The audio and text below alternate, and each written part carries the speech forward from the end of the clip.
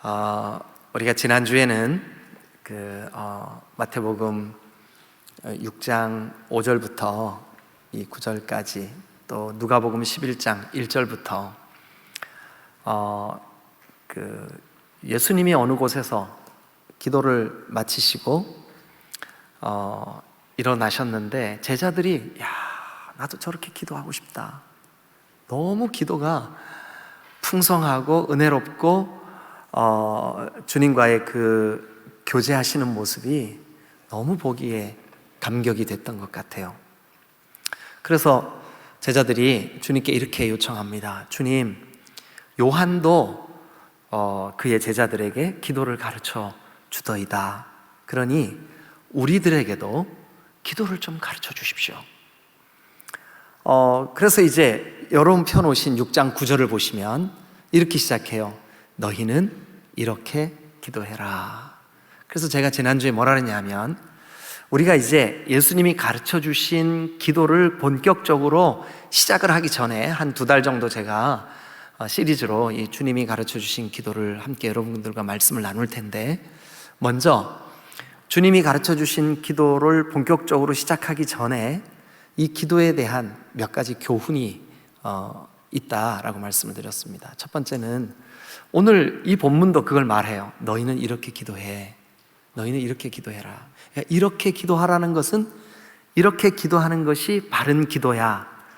그래서 여러분, 기도에 대한 첫 번째 교훈은 한 번만 따라 하시죠. 기도는 배워야 한다. 근데 제일 좋은 배우는 방법이 뭐라 그랬는지 혹시 기억나세요? 네, 기도하면 기도를 배울 수가 있어요. 네. 그래서 제가 자전거 타는 예를 들어드리면서 아무리 자전거에 대한 자전거로 운동을 하고 라이딩하는 이런 모든 방법들 학원 아니라 학원 선생을 다녀왔다 할지라도 실제로 자전거를 타지 않으면 자전거는 늘지가 않아요. 기도도 마찬가지예요. 아무리 우리가 지난 한 달 동안 기도 훈련 학교를 했어요. 근데 기도에 대해서 아무리 우리가 배워도 실제로 기도하지 않으면 그 기도는 배울 수가 없는 거죠. 배워지지가 않는 거죠. 자, 그리고 이제 두 번째. 그런데 제가 지난주에 말씀을 드리면서 여러분 지금 펴놓으신 그 본문을 보시면 정확하게 좀 드러납니다. 뭐냐 하면 이 기도에 대한 가르침이 속해 있는 본문이 조금만 확대하는 중간 그 문맥, 조금만 문맥을 확대를 하면 5절부터 이미 이야기가 시작되고 있다는 걸 볼 수가 있어요. 그런데 그 5절부터 보시는 그 말씀을 보면, 또 너희는 기도할 때 외식하는 자 같이 하지 말고 뭐 이렇게 하지 말고, 왜냐하면 그들은 이미 자기 상을 받았느니라. 그리고 이제 6절도 보면 너희가 기도할 때 바르게 하나님께 집중해서 바르게 기도하면 맨 끝에 보니까 내 아버지께서 갚아주시리라. 그래서 제가 이 말씀을 근거로, 여러분 기도에는 반드시 뭐가 있다고 그랬는지 혹시 아세요? 어떻게 그걸 기억하세요? 상이 있다 그랬어요. 상. 근데 그 상의 형태가 때로는 우리가 기도를 마치자마자 주님이 즉각적으로 기도에 응답해 주시는 경우도 있어요. 또 우리 대부분의 사람들이 경험하는 상이에요. 뭐냐 하면, 나는 지금 막 나의 어떤 가슴 아픈 힘든 기도 제목으로 기도를 시작을 했는데 놀랍게도 시간이 지나놓고 보니까 내가 주님과 관계가 깊어졌어요. 주님과의 친밀함이 열려요. 그래서 기도가 주는 놀라운 축복, 놀라운 상, 주님이 갚아주시는 거, 그게 뭐냐 하면 주님과의 친밀함이에요. 그리고 기도가 주는 상 중에 중요한, 빼놓을 수 없는 거, 그게 뭐냐, 자기를 깨닫게 돼요. 기도하는 동안 내가 이런 문제가 있었구나, 혹은 내가 이러면 안 되겠구나, 이거를 깨달아요. 자기를 돌아보게 하는 상이 있어요. 어쨌든 즉각적인 응답이든 주님과의 친밀함이든 또 나를 되돌아볼 수 있는 기회를 얻게 되든 간에 한번 따라 합시다. 기도에는 반드시 상이 있다. 믿으시면 아멘. 기도에는 상이 있어요. 그리고 이제 세 번째, 조금 전에 말씀드린 그 5절부터의 이 중간 문맥에 보면, 문맥을 약간만 좀 그 주님 가르쳐 주신 기도로부터 확대를 시켜보면, 여러분, 기도에 대한 교훈을 예수님이 가르치시면서 먼저 뭐에 대해서 가르치시냐 하면, 이런 기도하면 안 돼. 자, 한 번만 따라해 주실래요? 기도에는 잘못된 기도가 있다. 네, 잘못된 기도가 있어요. 네. 예수님은 친히 제자들에게 사람에게 보이려고 하는 기도는 잘못된 기도야. 그 기도 하나님이 안 들어주셔. 중언부언하는 기도 잘못된 기도야. 그 기도 하나님 안 들어주셔. 여러분, 우리 한국교회에 사실은 중언부언하는 기도가 너무 많아요. 의미도 알지 못하면서 그냥 중언부언 막 이 말했다 저 말했다. 여러분, 하나님은 그 기도를 들어주시지 않아요. 또 제가 지난주에 말씀을 드리면서 성경을 찾아가면서 몇 군데 예를 들었어요. 여러분, 우리 마음에 죄를 품고 하는 기도는 하나님 들어주시지 않아요. 오히려 그 기도를 통해서 나의 그 죄를 깨닫게 하실 때까지 주님은 기다리세요. 우리 속에 죄가 품어져 있으면 그것을 먼저 회개하고 주님께 기도할 때 그 기도가 바른 기도, 응답되는 기도가 될 줄로 믿습니다. 또 우리 마음에 자기 욕심을 위하여 탐욕으로 구하는, 이기적인 동기로 구하는 기도, 하나님 안 들어주시죠. 네? 여러분, 우리가 기도에 대해서 이제 오늘부터 본격적으로 예수님이 가르쳐 주신 기도를 시작을 하게 될 텐데, 먼저 기도에 대한 말씀을 배우기 전에 우리가 한 3가지 정도 교훈을 마음속에 좀 가지고 있어야 되겠구나. 첫째는 기도는 배워야 된다. 두 번째는 기도에는 반드시 상이 있다. 응답이 있다. 기도에는 여러 형태의 상이 있어요. 갚아주셔요. 이건 예수님의 약속이니까 우리가 그대로 믿으시자고요. 아멘. 그래서 거기 6절 끝에 보면 은밀한 중에 보시는 너의 아버지께서 갚으시리라. 근데 잘못된 기도를 하면 5절 끝에 뭐예요? 그들은 자기 상을 이미 받았느니라. 자, 3번째 기도에 대한 교훈, 잘못된 기도가 있을 수 있다. 요거 꼭 좀 기억하세요. 자, 그러면 이제 오늘은 주님이 이제 가르쳐 주신 기도를 이제 9절이 너희는 이렇게 기도해라 하시고, 그 다음서부터 주님이 가르쳐 주신 기도가 쭉 그 13절까지 쭉 기록이 되어 있는데, 이 기도를 우리가 한 절 한 절 좀 생각을 하면서 배워 나가 보도록 하겠습니다. 이 기간 동안 저와 여러분들의 기도가 성숙되고 또 자라나는 축복의 시간이 되시기를 주님의 이름으로 축원합니다. 옆 사람한테 얘기 좀 한번 해주세요. 당신의 기도가 풍성해지시기를 바랍니다. 한번 해봐 주세요.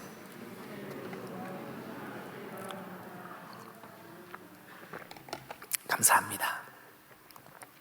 자, 여러분,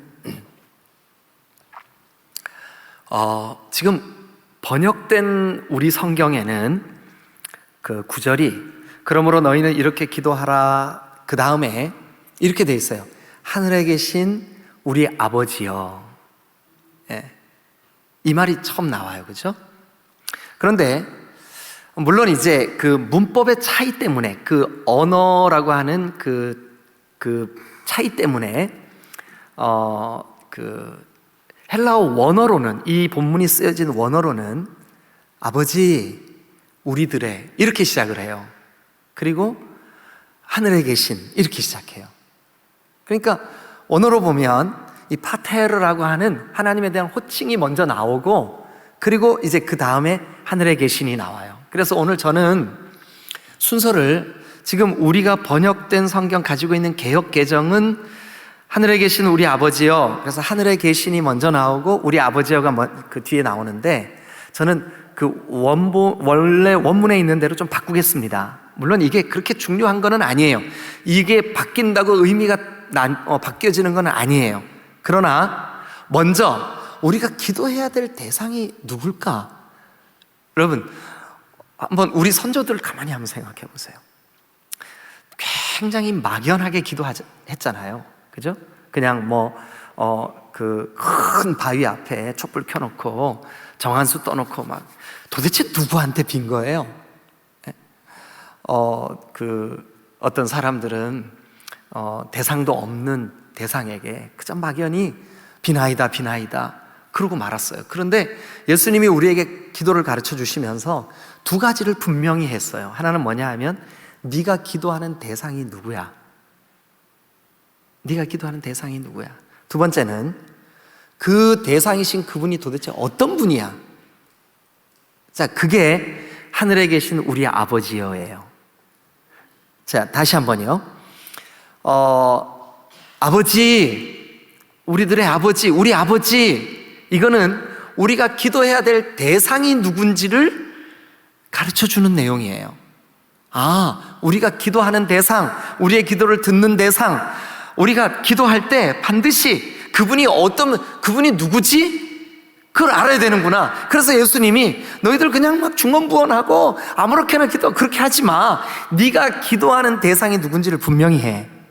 그 다음에 두 번째, 그분이 어떤 분인지를 좀 네가 알고 기도해. 근데 우리 성경에는 하늘에 계신이라고 돼 있어요. 하늘에 계신. 그분이 하늘에 계신다는 의미를 우리가 조금 집중해서 생각해 보면 내 기도를 들으시는 하나님 이런 분이구나. 그거를 알 수가 있어요. 자, 그러면 오늘 이 두 가지 주제, 아버지 그리고 하늘에 계신, 우리 성경에는 하늘에 계신 우리 아버지여 이렇게 돼 있지만 제가 순서를 바꿔서 아버지를 먼저 하고 하늘에 계신, 그래서 그 아버지는 우리 기도 대상이 누구지? 이 문제에 대한 답이고요. 또 하늘에 계신 그분은 어떤 분이지에 대한 답이에요. 예수님은 먼저 우리가 그 기도를 주님으로부터 배우기 전에, 이 기도는 굉장히 아주 구조적으로도 굉장히 아주 좋은, 너무나 퍼펙트한 기도예요. 먼저 하나님의 영광, 하나님을 위한 기도가 세 가지 주제가 나오고, 그 다음에 우리 자신을 위한, 우리의 필요를 위한 기도가 세 가지가 나와요. 균형이 잘 잡혀 있어요. 그리고 결론이 이렇게 맺어져 있어요. 그런데 우리가 그런 구조보다도 더 중요한 게 있어요. 뭐냐 하면 너 누구한테 기도하니? 이 문제와 그분은 도대체 어떤 분이시니? 이 문제예요. 자, 그래서 오늘은 첫 번째 시간으로 너무 짧아 보이지만 이 짧은 문구 안에 놀랍게도 우리가 기도하는 하나님이 어떤 분인가, 그리고 그분이 우리의 기도를 들으실 때 그분은 최소한 이런 하나님이시구나 하는 것에 대해서 여러분들이 마음에 좀 정리를 하실 수 있기를 바라요. 자, 그러면 이제 첫 번째, 예수님이 가르쳐 주신 기도의 첫 마디, 아버지. 여러분, 우리 중에는 아버지에 대한 건전한 상이 만들어지지 못했기 때문에 어떤 아버지는 폭력적인 아버지, 어떤 아버지는 주벽이 심했던 아버지, 어떤 아버지는 가정을 책임지지 못했던 아버지, 다양한 이유 때문에 아버지 그 말에 감동이 없을 수도 있어요. 그러나 여러분, 하나님 아버지는 완전하신 분이신 줄로 믿습니다. 저는 아버지 그러면 이미 돌아가셨어요. 수년 전에 돌아가셨어요. 근데 아버지 그러면 잊혀지지 않는 그림이 하나 있어요. 제가 옛날에 국민학교라고 그랬었잖아요. 그 초등학교 다닐 때 몇 학년 때인지 잘 기억은 안 나요. 그리고 왜 다쳤는지도 기억이 안 나요. 근데 발을 다친 적이 있었어요. 아마 그 동네에 막 옛날에 이 지붕을 막 교체하면서 새마을 운동하면서 막 이런 긴 못 같은 게 막 이렇게 길에 떨어져 있기도 하고 그런 것들이 있었던 것 같아요. 제 기억 속에. 근데 어쨌든 제가 못을 잘못 밟았던 것 같아요. 그래가지고 발에, 옛날엔, 요즘은 신발 밑창이 뭐 두껍고 튼튼하잖아요. 그런데 옛날에는 그냥 그 못이 쑥 뚫고 들어왔어요. 그래서 제가 발이 찔렸어요. 그런데 그 발이 덧나가지고요, 막 이만큼 퉁퉁 부었어요. 그리고 거기에 고름이 잡히고 막 열이 막 오르고 도저히 학교를 갈 수가 없는 그런 상황이었었어요. 근데 여러분들도 대부분 그러셨겠지만 요즘 아이들하고 아주 우리가 많은 생각의 차이가 있죠, 그죠? 저희가 학교 다닐 때만 해도 하루 결석하면 큰일 나는 줄 알았어요.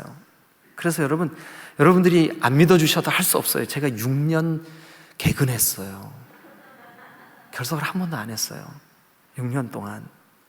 네, 진짜예요. 웃지 마시고 믿어주세요. 그런데 제가 뭐를 잘못 밟았는데 그만 못이 그 신발을 뚫고 들어가가지고 제 발을 찔렀는데 그게 덧나가지고 막 이만큼 퉁퉁 붓고 발을 디딜 수가 없게 됐어요. 근데 그 다음날 학교를 가야 되잖아요. 저희 아버지가 옛날 시골에는, 여러분 제가 이렇게 얘기를 하면 마음속으로 아이 목사님은 웃긴다. 병원 가면 되지 뭘 그래. 아니 충청북도 단양군 대강면 금곡리에 병원이 어디 있어요. 그런데 이제 저희 아버지가 옛날에는 그렇잖아요. 시골에서 노인들이 아버지들이 아침에 일찍 해 뜨기 전에, 해 뜨면 너무 뜨거우니까 일 못 하잖아요. 해 뜨기 전에 가서 그 밭둑 다 풀 뽑고 그 콩밭 다 메고 오잖아요. 그리고 한참 일하시다가 들어오셔서 아침 드시잖아요. 근데 아침을 드시러 들어오셔서 저를 업고, 굉장히 먼 거리였어요, 학교까지가. 제가 어려서 그렇게 느꼈겠지만 그 먼 거리를 저를 업고 학교에 데려다 주셨어요. 근데 제가 어린 마음에 그 아버지가 이미 아침부터 나가서 일을 하시고 이 러닝 셔츠가 다 젖어서 땀이 차갑게 느껴져갖고 저의 몸에 이렇게 탁 밀착되는데, 그래도 아버지한테서 안 떨어지려고 아버지 목을 꽉 껴안고, 근데 지금 벌써 이게 수십 년이 지났잖아요. 그래도 제가 아버지 그러면 그 그림이 떠올라요. 그리고서 제가 수업 마칠 때쯤 됐는데 교실 그 창문 밖에 그 화단에 저희 아버지가 오셔서 저 업고 집에 가시려고 서성서성 하셨어요. 수업이 끝나고 아픈 발을 쩔뚝거리면서 아버지 등에 업혀가지고 집에까지 오는데, 제가 그때 무슨 얘기를 했는지 지금 기억이 안 나요. 너무 오래돼가지고. 그랬는데 한 가지 또렷한 기억이 있어요. 뭐냐 하면, 아버지 참 좋아요. 그랬던 기억이 나요. 내가 뭐 때문에 그 말을 했는지는 모르겠지만 아버지 참 좋아요. 아버지 등에 업혀서 나는 비록 지금 다리를 제대로 디딜 수도 없는 그런 아픔이 있지만 나를 업어주신 그 아버지가 저를 집에까지 이렇게 업고 오실 때 제가 아버지 등에서 그 흘러내린 땀과 제 살이 부딪히는 그 느낌, 그리고 그 아버지 등에서 안 떨어지려고 아버지를 꼭 껴안았던 그 느낌, 지금도 제 기억 속에 아버지 그러면 그때 그 생각이 나요. 여러분, 그런데 안타깝게도 이스라엘 백성들은 예수님 때에도 그렇고 구약 성경에도 그렇고 하나님에 대해서 굉장히 이런 친밀감이 결여돼 있었어요. 어땠냐 하면, 하나님 그러면 두려운 분, 경외해야 되는 분, 심판하시는 분, 진노하시는 분, 화를 내시는 분, 무서운 분, 이게 하나님에 대한 이미지였어요. 여러분, 그런데 구약 성경에도 종종 많이는 안 나와요. 제가 검색을 해보니까 한 몇 군데 하나님을 아버지라고 칭하는 장면이 나오더라고요. 그래서 제가 이 설교를 준비하면서 그 구약 성경에 아버지라고 나오는 그 문맥을 좀 넓게 잡아서 다 한번 읽어봤어요. 그랬더니 한결같이 한 구절도 예외 없이 구약이 하나님을 아버지라고 부르는 장면은 전부 다 하나님의 창조주 되심, 하나님의 주권, 그런 것들을 고백하기 위한 방법으로 아버지라고 불렀는데, 그 아버지라고 하는 호칭이 굉장히 경외심에 차 있는 호칭이었어요. 그런데 예수님이 하나님을 아버지라고 부를 때는 그 호칭이 아니에요. 아람 말로 이 말은 아바라는 말이에요. 아바, 아버지.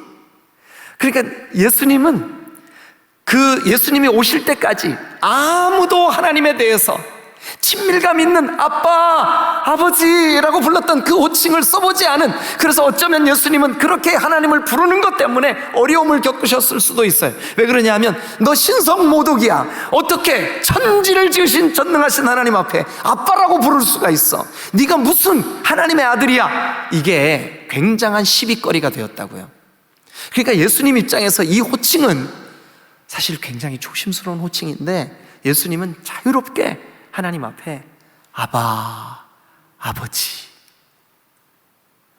제자들이 얘기합니다. 우리에게 기도를 좀 가르쳐 주세요. 그래, 너희들 이렇게 기도해.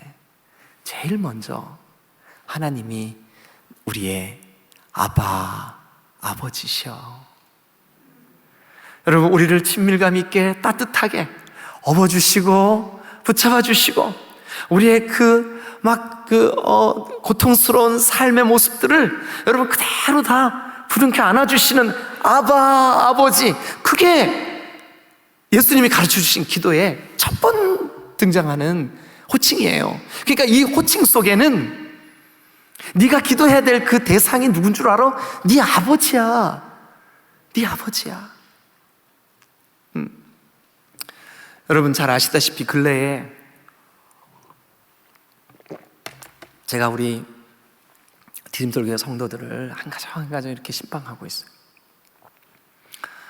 이미 많은 분들이 신방을 이제 받으셨는데, 신방을 가서 제가 하는 일이 가서 예배드리고 돌아서서 오는 게 아니에요. 가면 차 좀 주세요, 차 한 잔 받아들고 이런 얘기 저런 얘기 한참 얘기해요. 그래서 어떤 날은 오전 내내 한 가정밖에 못해요. 근데 그게 담임 목사인 저와 여러분들 사이에 이루어지지 않으면 여러분 제가 어떻게 여러분들을 위해서 기도하겠습니까? 그래서 저는 시간이 걸리더라도 이거 중요하다고 생각해요. 그래서 마무리될 때까지 할 거예요. 그런데 여러분, 우리 디딤돌교회 성도들 가운데 열이면 열, 아픔 없는 가정이 하나도 없어요. 눈물의 기도 제목이 없는 가정이 한 가정도 없어요. 여러분, 그 눈물을 누가 가장 안쓰러워하고 누가 가장 힘들어 하시냐 하면 아버지예요. 시집간 제 딸이 지난 월요일 날 와서 우리 집에 한 2, 3일 있다가 갔어요. 근데 애 돌보느라고 애가 막 지쳐 있었어요. 알아들으셨죠? 애 돌보느라고 애가 지쳐 있었어요. 그래 와서 우리가 막 신방 중이었기도 하고 막 여러 가지 바빴지만 그래도 좀 쉬게 해주려고. 그런데 이 녀석이 우리 집에 있다가 시댁에 안 들리고 가면 좀 미안하다고 시댁을 갔는데, 시댁 간 날 시아버지가 며느리 왔다고 기분 좋다고 삼겹살을 막 구워서 대접을 하셨나 봐요. 근데 그걸 먹고 장염이 왔어. 그래가지고 아래로는 쏟아내고 위로는 토하고 상상을 하시지 말고 들으세요. 이제 그래 막 고통을 받고 있다는 얘기를 제가 들었어요. 이놈이 시댁 어른들 다 계시는 데서 얼마나 불편할까. 밤새 못 자고 막 열 몇 번을 화장실로 왔다 갔다 하면서 얼마나 그 시댁에서 얼마나 어렵겠어요. 그죠? 근데 장염이 왔으니 또 애 데리고 자야 되는데, 근데 그날 딸 생각을 하니까 제가 잠이 안 오는 거예요. 여러분, 우리의 기도를 받으시는 하나님은 저와 여러분들의 아바, 아버지신 줄로 믿습니다. 우리의 아픔을 모른 척 하시는 분이 아니에요. 멀리 동떨어져 계셔가지고 우리가 아프든지 말든지 그냥 그렇게 내버려 두시는 분이 아니라고요. 아니, 그런데 하나님 왜 나에게 이 아픔을 그대로 내버려 두세요? 이렇게 속으로 항변하시는 분들이 있어요. 다 보시고 알고 계세요. 그리고 그 아픔을 통해서 우리를 하나님과 친밀하게 하시든지, 하나님께서 응답의 때에 그 응답이 이루어져야 할 가장 적당한 때를 가장 잘 아시는 그 하나님이 여러분들의 기도를 듣고 계시고 그 신음소리를 알고 계셔요. 여러분, 이거 믿으셔야 돼요. 아니, 시집간 딸아이 때문에 잠 못 이루는 이 애비도, 인간적인 육신적인 그 연약하기 짝이 없는 인간 아비도 그 딸의 장염 때문에 이렇게 속상하고 마음이 걱정이 되는데 우리 하나님께서, 여러분, 예수님이 우리 보고 기도를 가르쳐 주실 때 제일 먼저 가르쳐 주신 말이 왜 아버지라고 하는 말을 먼저 가르쳐 주셨을까? 저는 여러분, 저와 여러분들이 어떤 기도의 제목을 가지고 주님 앞에 달려나가든 간에 우리가 구하기 전부터 이미 우리의 사정과 처지를 아시는 줄로 믿습니다. 할렐루야. 여러분, 하나님 우리 아버지세요. 자, 그런데 그냥 막연히 하나님 우리 아버지구나 그러시면 안 돼요. 왜 안 되는지를 좀 말씀을 드릴게요. 자, 일단 우리 성경을 좀 찾겠습니다. 로마서 8장 14절 15절 다 같이 찾겠습니다. 자, 시작. 무릇 하나님의 영으로 인도함을 받는 사람은 곧 하나님의 아들이라. 그 다음에요, 너희는 다시 무서워하는 종의 영을 받지 아니하고 양자의 영을 받았으므로 우리가 아빠, 아버지라고 부르짖느니라. 여러분, 우리가 예수 그리스도를 마음으로 영접하고 예수님의 주 되심이 믿어지는 순간 그리스도의 영이, 아들의 영이 우리 안에 와 계시는 줄로 믿습니다. 그러면 그 아들의 영이 하시는 일이 뭐냐 하면, 너 그때는 하나님이 두려움의 대상이었고 하나님이 무서움의 대상이었지만 이제는 아빠, 아버지라고 부를 수 있게 됐어. 누구 때문에? 예수님 때문에. 그런데 이 기도를 가르쳐 주시고 계시는 제자들 앞에 계시는 그 예수님이 너희들 나 때문에 아버지와 아들 관계가 됐어. 그러니까 예수님을 믿는 믿음이 없이는 이 아버지와의 관계가 아버지가 될 수가 없는 거예요. 아버지가 될 수가 없는 거예요. 진심으로 예수를 믿을 때 비로소 예수님의 주되심, 예수님의 복음이심, 예수님의 십자가가 내 죄를 위한 대속이 되심, 예수님의 화목 제물이 되심을 믿을 때 그 믿음 때문에 하나님과 우리와의 관계가 어떻게 됐느냐? 아버지와 아들이 된 줄로 믿습니다. 성경을 또 한 곳 찾습니다. 자, 여러분, 갈라디아 4장 6절입니다. 갈라디아 4장 6절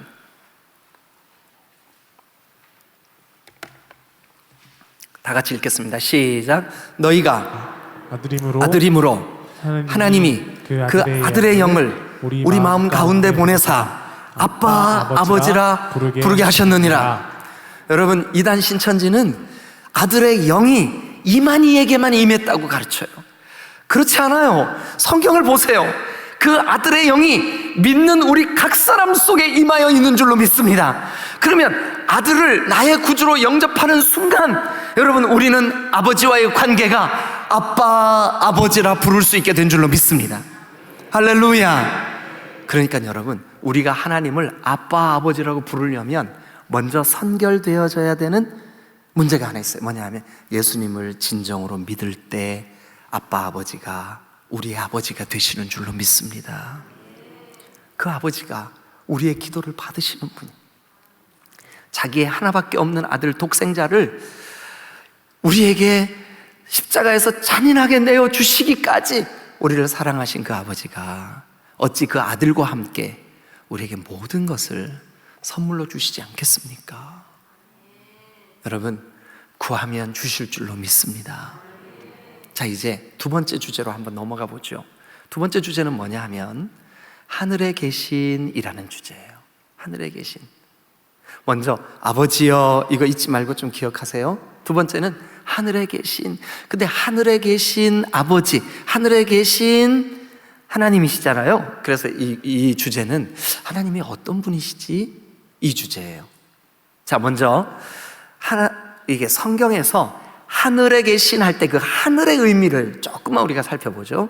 성경을 좀 찾아주세요.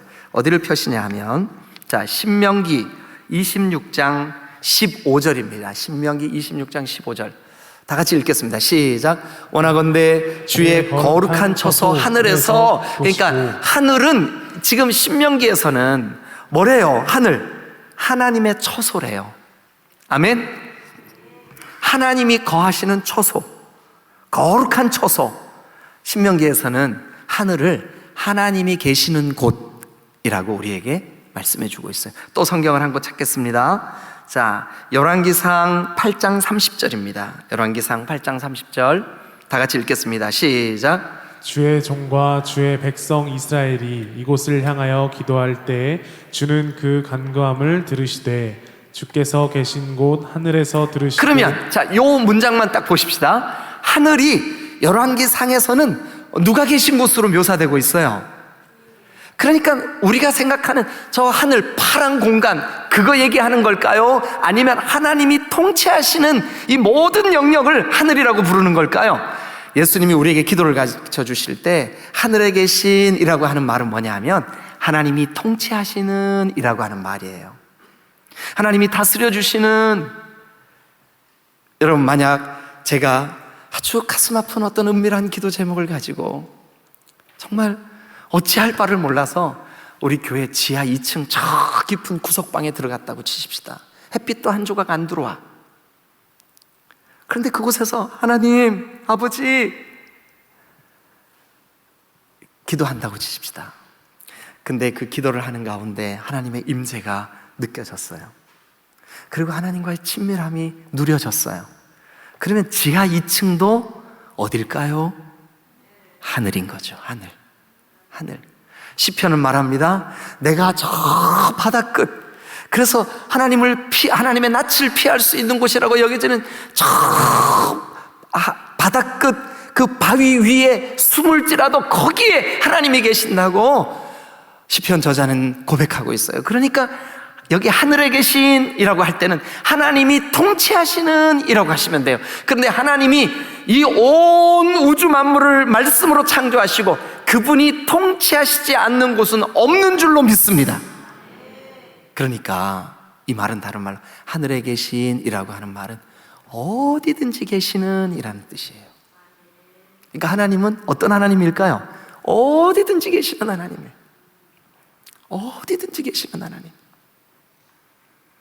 여러분, 그러면 이제 우리가 두 가지가 딱 정리가 돼요. 보세요. 내가 어떤 아픔과 씨름하고 있든 거기도 하나님 계시고, 또 우리의 아버지시니까 내가 어떤 아픔으로 씨름하든 그 아픔을 넉넉히 받아주실 수 있는 분, 그분께 너희는 이렇게 기도해. 그러니까 우리가 기도할 때 내 기도를 들으시는 분 아버지시구나, 내 기도를 받으시는 분 어디든 계시는 분이구나, 내 사정과 처지를 다 아시는 분이시구나. 여러분, 이 믿음 가지고 기도하시기를 주님의 이름으로 축원합니다. 사랑하는 여러분, 제가 전에 언젠가 여러분들에게 예화로 설교 중에 이 얘기 했던 것 같아요. 어떤 기도원 원장님이 그 신학생들이 그 기도원에 이렇게 같이 원장님하고 신학 공부를 하면서 지내고 있었어요. 근데 이 원장님이 신학생 중에 한 사람만 너무 편애를 하는 거예요. 그 사람만 너무 좋아하는 거예요. 그래서 다른 학생들이 화가 났어요. 원장님, 아니 쟤는 똑똑하지도 않고 공부도 잘하는 애가 아니고 그런데 왜 쟤만 좋아합니까? 이 원장님이 신학생들을 다 불러 모았어요. 14명 되는 신학생들 다 불러 모았어요. 그리고 신학생들한테, 얘들아, 저 닭장에 들어가서 너희들이 요리할 수 있는 닭을 한 마리씩 잡아와라. 죽이지 말고 껴안고 와. 그래서 이제 이 신학생들이 원장님이 얘기하니까 가서 이제 닭을, 어떤 사람은 그 요만한 영개 병아리 한 마리 안고 오고, 어떤 사람은 좀 큰 닭을 안고 왔어요. 원장님이 이렇게 얘기합니다. 이제는 아무도 보지 않는 곳에서 이 닭을 잡아와. 죽여가지고 가지고 와. 우리가 그걸로 요리할 거야. 그거 뭐 쉬운 숙제네. 너 뭐 우리 그 식사당번일 때 내가 닭 여러 번 잡아봤는데 이건까짓 거 뭐 누워서 떡 먹기네. piece of cake이야. 그러면서 이제 막 닭을 잡아왔어요. 그랬는데 이거 원장님이 좋아하는 그 아이가 안 오는 거예요. 막 수근거립니다. 거 봐요, 원장님. 걔는 닭도 한 마리 잡지 못하는 애인데 원장님 왜 이렇게 좋아하냐고.